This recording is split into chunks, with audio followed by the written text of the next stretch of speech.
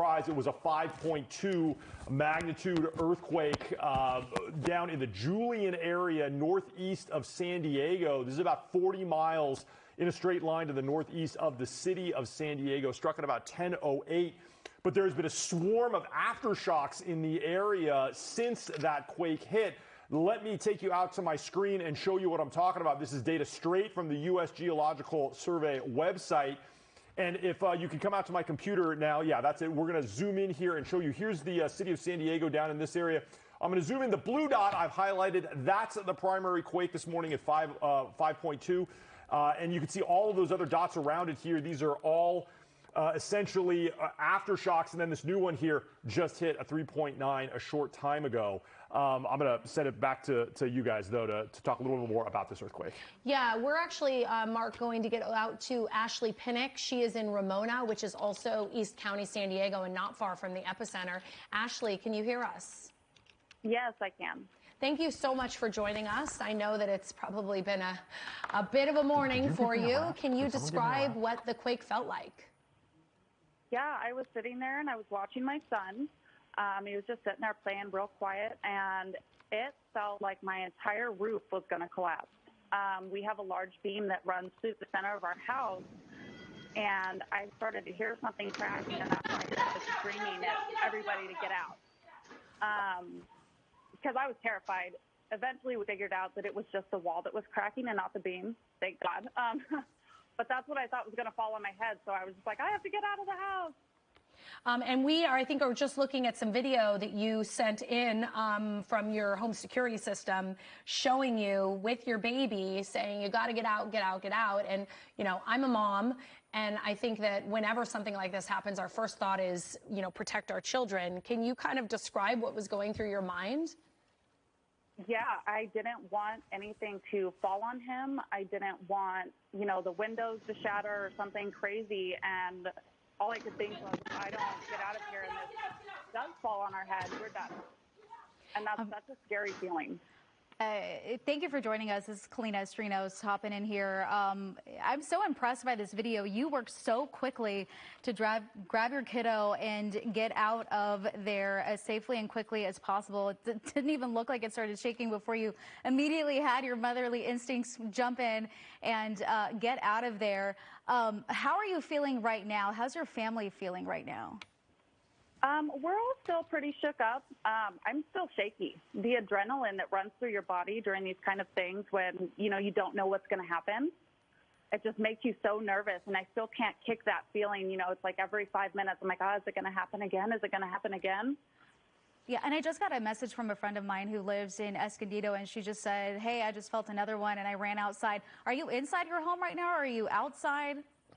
Yes, we're all inside right now, and we did feel that one. I was sitting here waiting on the phone, and we felt it, and my fiance came in, and he has the baby right now. He seemed very kind. And so we're all kind of just waiting on edge to see if it's going to happen again, and I think that's really what's nerve-wracking. Yeah, and you mentioned, did the quake crack your ceiling? Have you looked at the damage?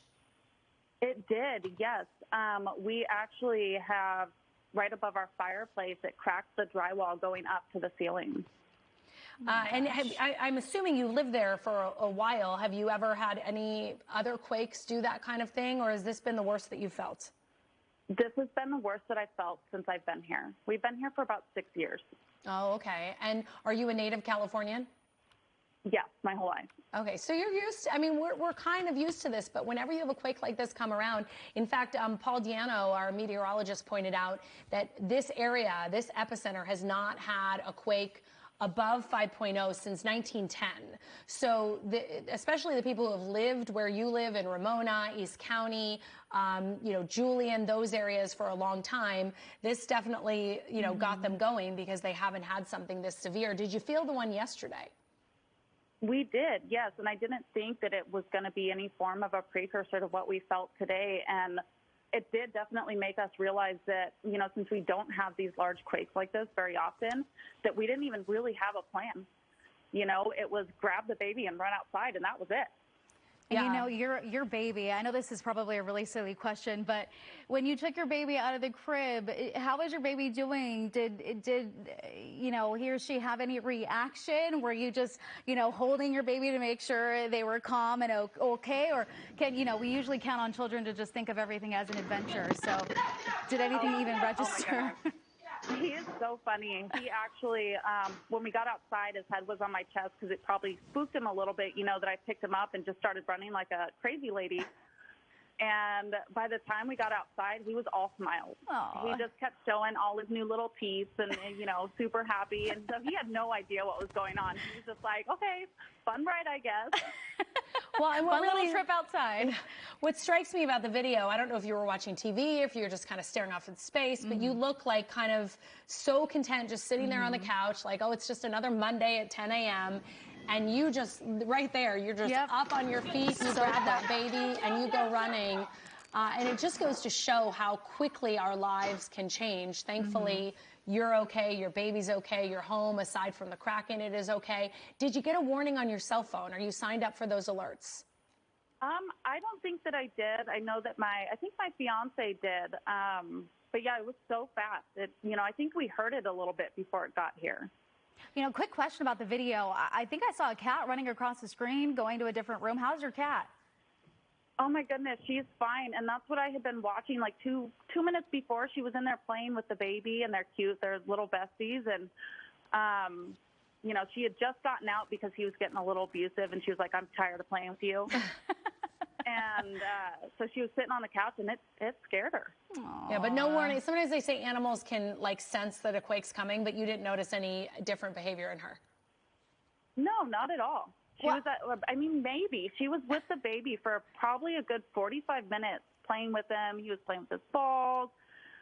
They were both sitting in there playing with all his toys. And normally she doesn't want to stick around him too often, you know, because he pulls tails and the whole thing.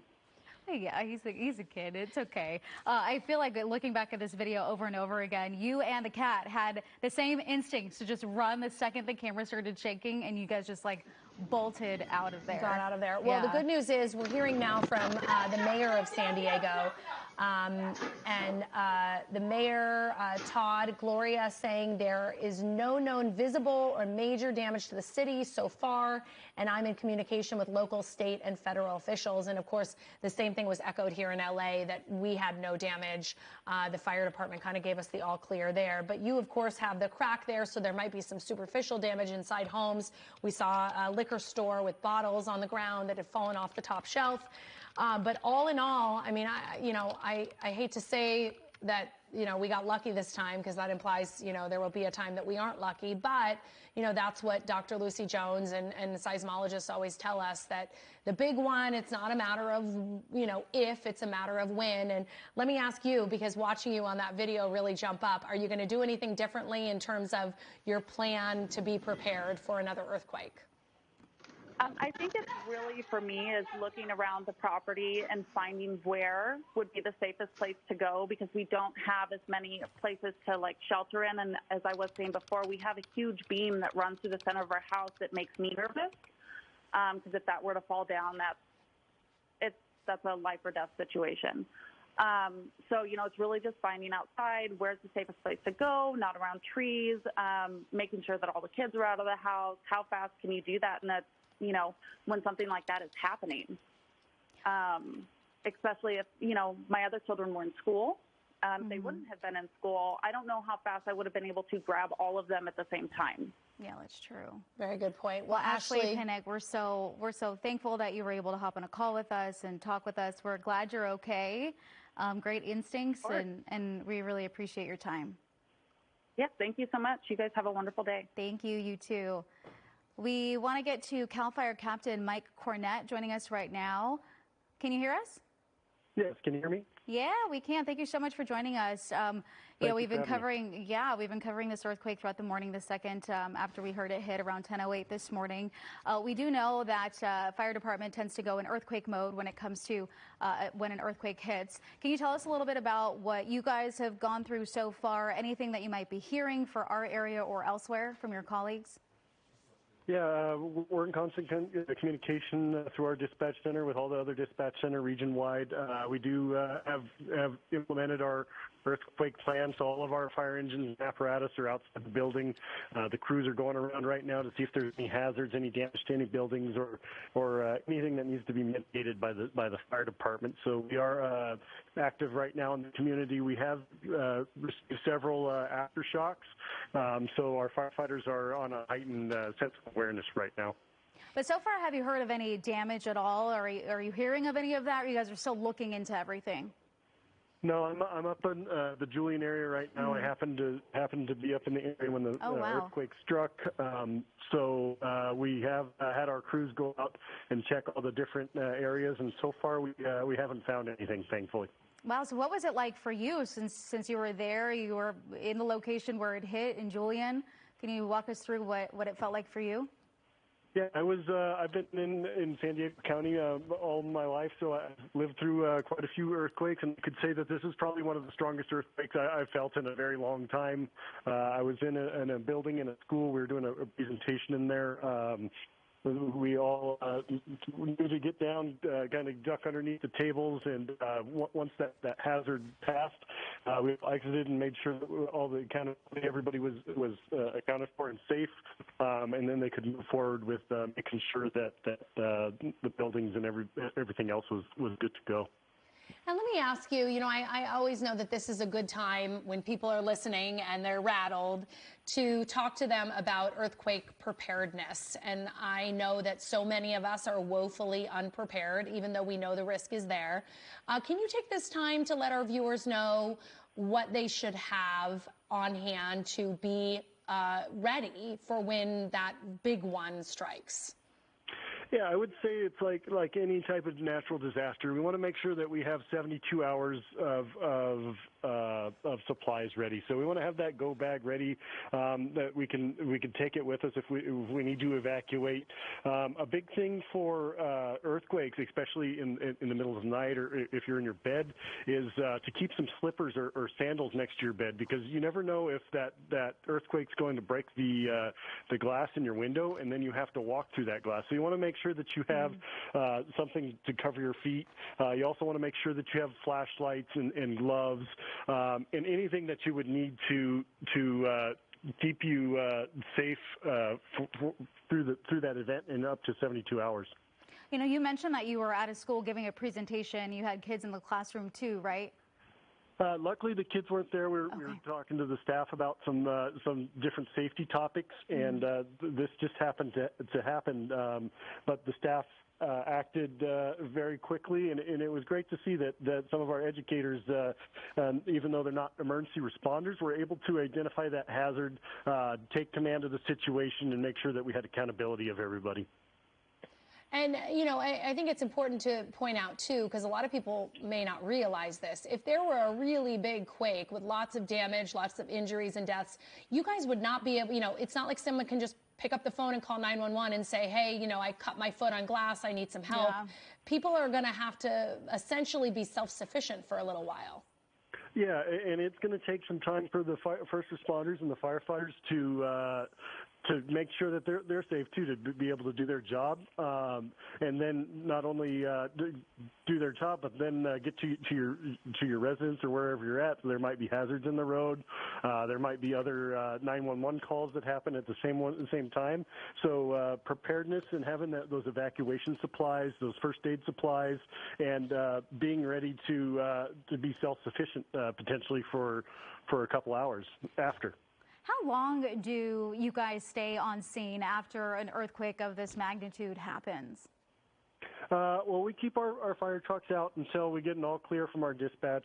We go out to our communities and do what we call a windshield survey. So we're making sure that we're looking at all the businesses and the buildings, going through the residential areas, seeing if there's any damage to the structures, seeing if there's any hazards like trees in the road or power wires down or anything like that. I know that the engine up here in Julian, I saw them over at the school, so they were making sure that the kids were safe, and then they went through the town to make sure that our residents were safe as well. And can you speak to the fact, because I think so many of us, we hear, 5.2, which is a considerable quake, but, we don't see a lot of damage. Do you think that really speaks to, how our buildings are built? Yeah, and I know that the building codes have adapted to new earthquake regulations, and as time and technology progress, we continue to progress our building codes, and so I do believe that's one of the factors that we haven't seen any damage. I know Julian is a very old mining town here, so it has survived many earthquakes through its time, but thankfully there is no damage in Julian as of right now. Well, that's always good to know. I do. Speaking on that, I do feel like there's a huge difference from when I was a kid, feeling the earthquakes and the big ones that I remember, versus now, where we do have so many different things that have been put into place when it comes to our buildings and how they can, react and absorb the actual earthquake. So yeah. Yeah. We've come a long way, and we appreciate you joining us. I know that when this sort of thing happens, the fire department, CAL FIRE, all the different agencies are so busy. So we appreciate you taking the time out to talk to us, and we're glad that it sounds like everything is okay. We did speak with a woman who said that it caused a crack in her ceiling, so we might see kind of, superficial damage like that, but it sounds like no reports of major damage, major injuries, and for that we are very grateful. We are too here at CAL FIRE and in San Diego County Fire, and we're going to continue to serve the community and make sure that we mitigate any hazards and protect the lives. All right. Well, CAL FIRE Captain Mike Cornett, thank you so much for joining us this morning. We appreciate it. Thank you for having me. All right, let's get over to Paul Di'Anno now for a look at what you've been tracking for this earthquake. You kind of walked us through some of the aftershocks you've been feeling and what people, need to know about this particular earthquake. Yeah, we'll kind of set the stage geographically first, then we'll get to some of the information, including talking about the Elsinore fault, which is a fault we don't talk about much. We are today. This is a list of the earthquakes that have happened over the past week, magnitude 2 or larger. You can clearly see a concentration in and around eastern and inland San Diego County. We'll get a little bit closer. The red dots, earthquakes that have happened over the past 1 hour. So from 10:46 to right now, there are 2 aftershocks that have happened over the past hour. A lot of yellow dots and a few big yellow dots. The bigger the dot, the bigger the earthquake. We had that magnitude 5.2 quake at 10:08. Guys, it sounds like I'm going back to you. Okay, Right, Paul. Thank you. I do believe we might have Linda Rangel on the phone right now. Linda, can you hear us? Yes. Hi, Yes, hi. It's Kalina and Christine. I know Amy had mentioned earlier that she reached out to a friend of hers. This is my friend Linda. Oh, this is your friend Linda. This is my friend Linda. She went to San Diego State. She lives in Escondido right now. And I had messaged you after I heard of the earthquake, because I know you're not too far away from Julian, Ramona. You're familiar with the area. So can you just walk us through what you felt when it started shaking? Yeah, so I live in the unincorporated rural area of Escondido. So we have a ranch house and then a second ADU structure that has a loft where I have an office that I work in. So I was just working, and I think people said that an alert went out, but I don't think there was enough time for me to actually get an alert. I was just working, and all of a sudden everything kind of started shaking. And because it's a pretty sizable structure, it was making a lot of noises and creaking. And my instinct was to just leave the building. I don't know if that was the right thing to do, but I didn't have any shoes on. I left my phone behind. I just got up and ran out. And since we live in kind of a country area, we have a pretty sizable clearing that I kind of ran out to because I wasn't sure how long it was going to last. But it has been a long time since I've felt an earthquake, so it definitely spooked me enough to get out. And we were talking earlier about being California native. She's from California as well. So I know, Linda, you're used to it. I know you have kids too. Were they with you? Were they in school? What can you tell us about what the school decided to do if they were in school? I know your husband's a teacher too. Yes. Can you give us any insight on that? So my husband's on staff at Mission Hills High School in San Marcos, and my kids are at a local daycare and at a local elementary school. So immediately once I felt safe enough to go back in and get my phone, I called my husband, and he was still under his desk. They were still being advised to stay under their desks. And then while I was speaking with him, the PA, the PA system, they were alerted to evacuate. So I know they evacuated for a little while. I called my children's school, and the kids were spooked, but thankfully at the daycare, they checked the structure, and everything seemed okay. So the kids went back in, and then I think with the elementary school as well, they let us know that they checked and everything was okay, and that they were going to go ahead and let the kids resume classes. But I imagine for my kids, they've never experienced that, so I'm sure they were scared. Yeah, and I mean, I think kids these days, like me growing up in San Diego, we had two kind of drills, right? We had like a fire drill, we had an earthquake drill. Now the kids also have like, school shooting drills and all these other different drills and, evacuation drills. And I think sometimes we forget that we do live in earthquake country. We become kind of like immune to it. And now we're looking at some security video of different people's homes. And you can really see, my mom and dad live in Del Mar still. And my dad was home, and he said that it's one of the worst he's felt. And they've lived in San Diego since the early 60s, mid 60s. And when you look at this footage, we can see what he was describing to me was it was more of a shaking. A lot of times we feel like a rolling motion or a quick jolt. I imagine the reason why you went all the way outside is because it was a shaking that just wasn't really ending. Yeah, exactly. And I have a sister-in-law and brother-in-law that live in a condo in downtown San Diego, and they're on the 5th floor, and for them it was more of a rolling. Their whole building was kind of slowly rolling, but I know they felt it all the way down there. So yeah, they felt it all the way up. I've been in San Diego for a while, and I haven't had experience an earthquake like this level in a long time. And then I felt a little bit of an aftershock quite a bit after I decided to go back into my main house to get some coffee, and felt the aftershock, and the roof kind of started making a weird creaking sound. So again, I ran outside again because it scared me again. I was like, I'm not taking my chances. It's probably a good thing. I know you mentioned the creaking sound, and you live kind of in, in a ranch area. There's a lot of land right around you. Did you kind of walk around the house to see if there was any damage, or just kind of spooked about what happened?